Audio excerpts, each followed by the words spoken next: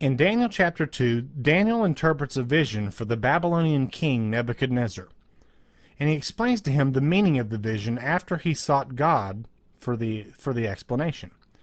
In the 31st verse of the 2nd chapter in Daniel, Daniel says this: "You, O king, were watching, and behold a great image.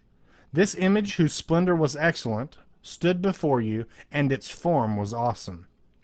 This image's head was of fine gold, and its chest and arms were of silver.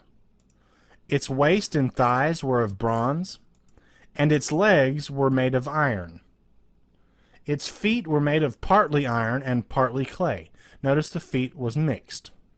Okay, in verse 34, it says, "You were watching, and a stone was cut from a mountain without hands, which struck this image on its feet of iron and clay, and broke them into pieces." Notice that this stone strikes the image on its feet, not on its legs.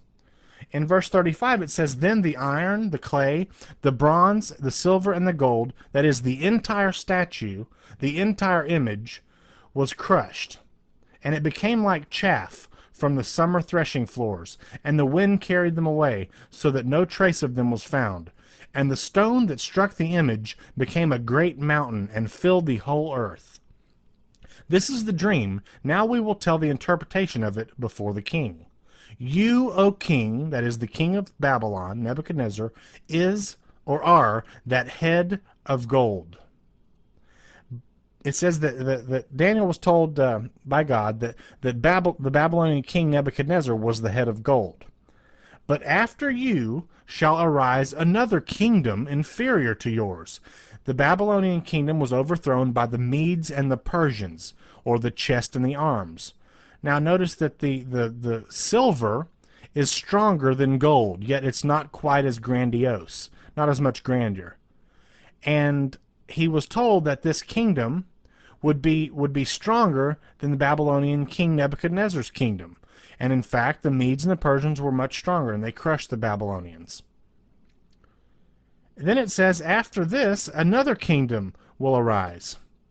And it says it in verse 37, "Another kingdom will arise inferior to yours, and then another, a third kingdom of bronze." The third kingdom the third empire from Daniel's time at the Babylonian Empire, the third empire from his time was the Grecian Empire, headed by Alexander the Great, which is mentioned in more detail in Daniel chapter 8. Notice that this third empire came, and it was stronger than the second empire, just as the Greeks were stronger than the Medes and the Persians, who were stronger than the Babylonians.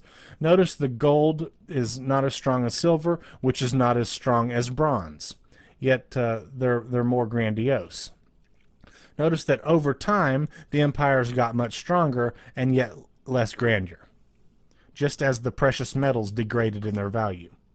Now in verse 38, it says, "Wherever the children of men dwell, and the beasts of the field, and the birds of heaven, he has given them into your hand, and has made you ruler over them all." Babylonian king Nebuchadnezzar was the head of gold. After that, the Medes and the Persians. After that, the Grecian Empire, headed by Alexander the Great. And then finally, a fourth empire, or fourth kingdom, shall be as strong as iron, in verse 40. "Inasmuch as iron breaks in pieces and shatters everything, and like iron that crushes, that kingdom will break in pieces and crush all the others." That fourth kingdom was the Roman Empire at the time of Christ. "Whereas you saw the feet and toes were partly of iron and partly of clay, this kingdom will be divided, yet the strength of iron shall be in it, just as you saw iron mixed with ceramic clay." The Roman Empire stretched all the way across Europe, the Middle East, as well as North Africa. It's not just Europe, as many prophecy scholars today are propagating. In fact, Syria became a Roman province about 62 BC. 62 BC, yeah. "And the fourth kingdom shall be as strong as iron, inasmuch as iron breaks in pieces and shatters everything, it will crush everything. That kingdom will break in pieces and crush all others." The Roman Empire crushed all of the empires before it. But Daniel really focuses on these 10 toes here. It says, "The 10 toes of the feet were partly of iron, That means partly strong and partly brittle, partly of clay, so that this kingdom shall be strong and partly fragile. As much as you saw iron mixed with ceramic clay, they will mingle with the seed of men, but they will not adhere to one another, just as iron does not mix with clay.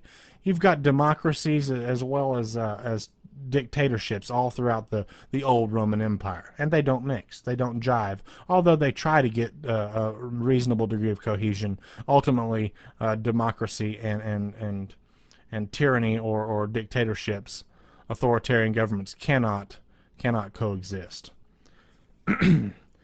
It says in verse 43, as you saw iron mixed with ceramic clay, they will mingle, but iron does not mix with clay, and likewise these kingdoms will not mix. And in the days of these kings, notice that it is in the days of the feet and the toes. It is not in the days of the legs, or the old Roman Empire. The God of heaven will set up a kingdom which shall never be destroyed, and the kingdom shall not be left to another people. It will break in pieces and consume all of these kingdoms, and this kingdom shall stand forever. And then over in verse 45, it sums it up. Inasmuch as you saw that the stone was cut out of the mountain without human hands, and that it broke in pieces the iron, the bronze, the clay, the silver, and the gold, the great God of heaven has made known to you, the king, what will come to pass after this. The dream is certain, and the vision, or the interpretation, is sure. Notice that this rock strikes the feet and the toes, which is a reference to the second coming of Christ, which will destroy all forms of Gentile government.